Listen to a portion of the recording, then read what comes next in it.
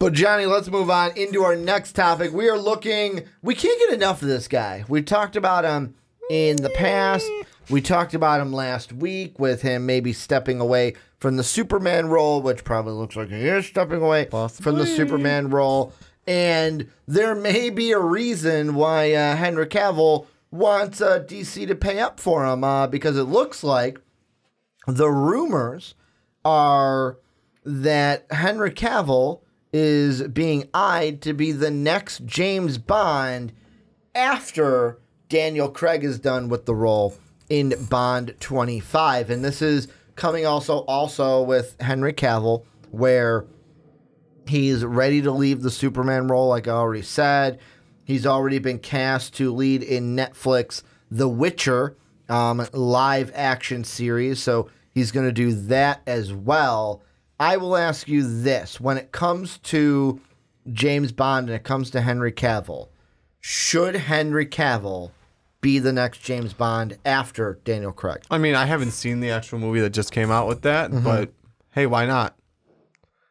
I mean, he fits the part.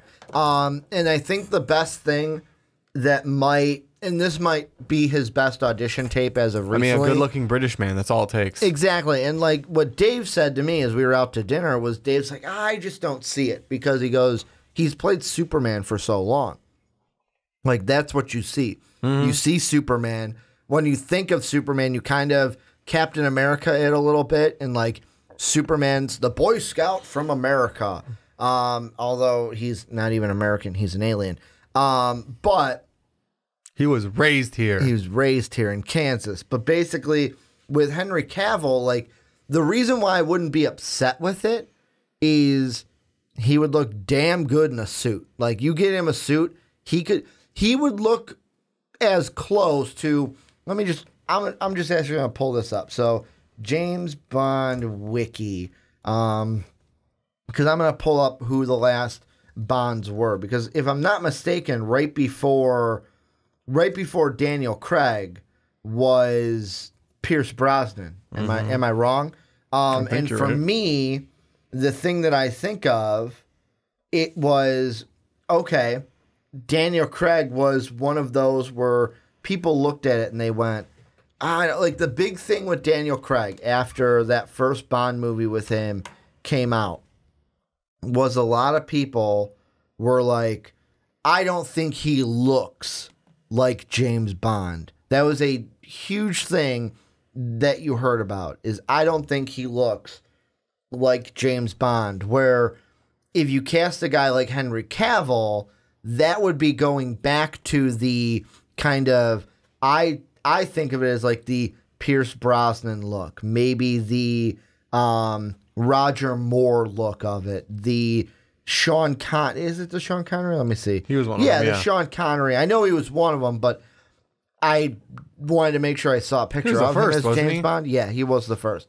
Wanted to actually see a picture. You're going more to that, where Daniel Craig was more of like, he was very different than what they were going to do with Bond. So I could see maybe some people going, no, I don't want Henry Cavill to be James Bond, because it's just going back to the status quo and we're not doing anything interesting and fun with the role.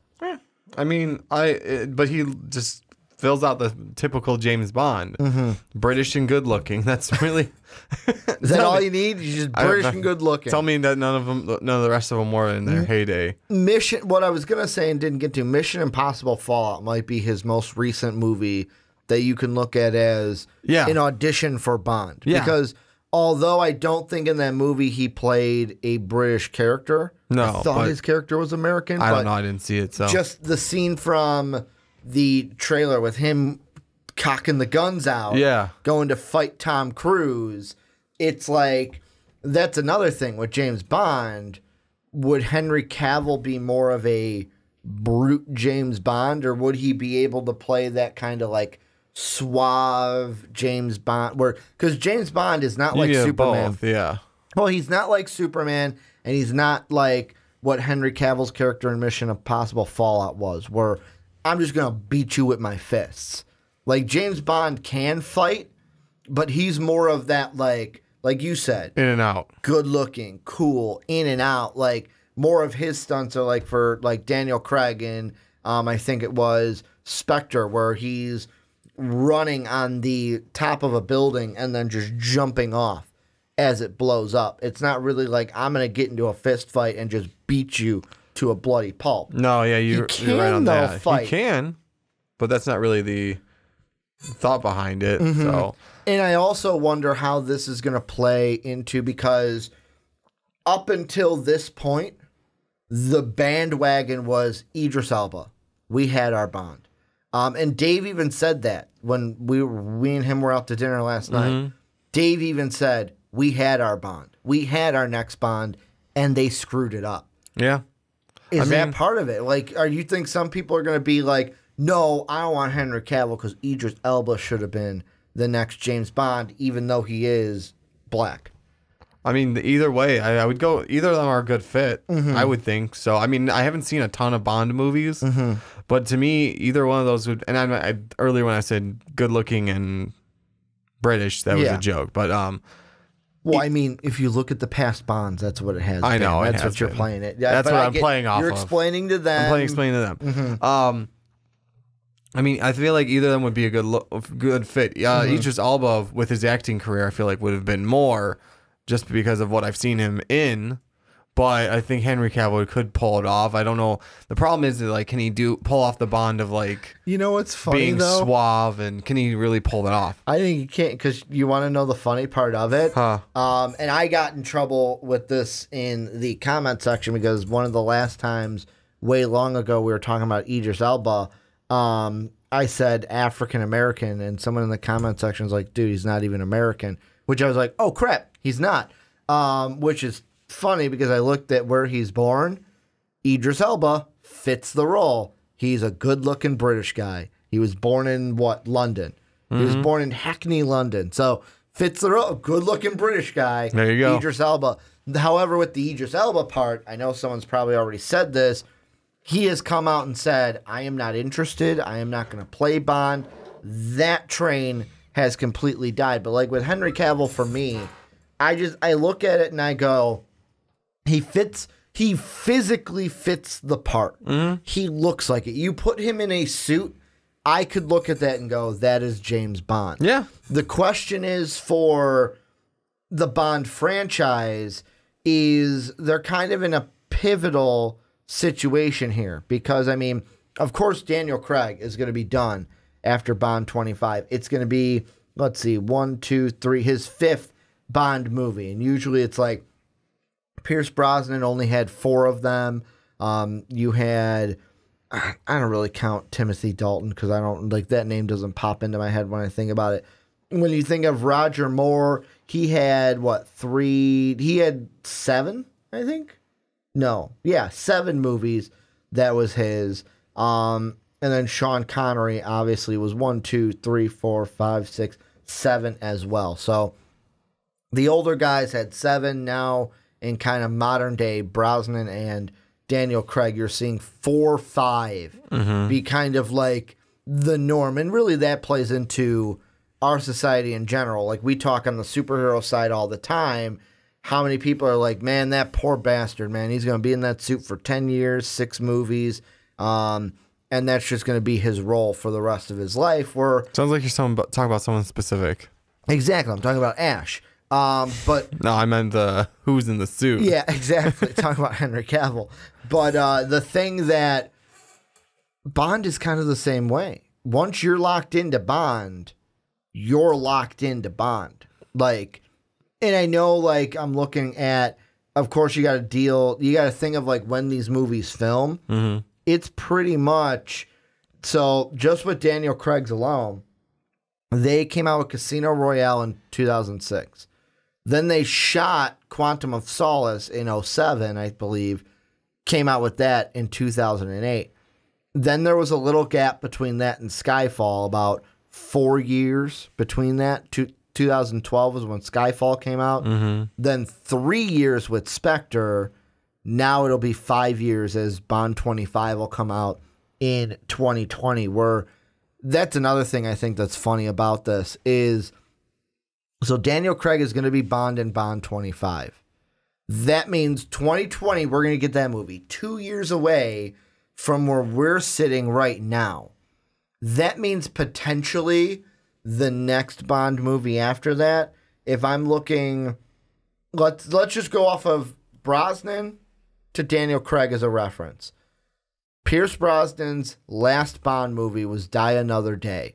That was 2002. We were 12 when that movie came out. Wow.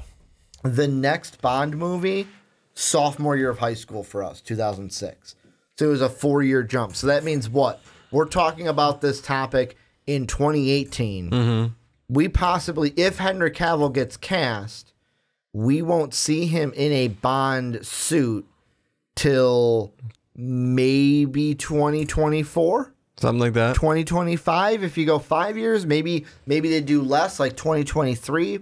And that's interesting because with Henry Cavill, like I mentioned, what's going to be his future with Superman? That's going to play into it. What's going to be his future with The Witcher series? Because I know that's a lesser thing. It's a Netflix TV series. But still. But if that takes off and they want to do more things with that, that's just something to take your time away from acting, from doing something else.